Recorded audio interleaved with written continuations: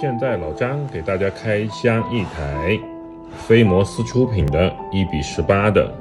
雪地风暴反针遥控攀爬车，感觉上要比1:18大啊，因为老张经常玩其他静态的，这个要大那么一点点，感觉上。这个是丰田 LC80的一个车壳，我们看到原厂就带了内饰，是380毫安的一个铝 PO 的电池，然后充电器也带了，一起安装上电池。车的电池是在这里，然后可以看到这是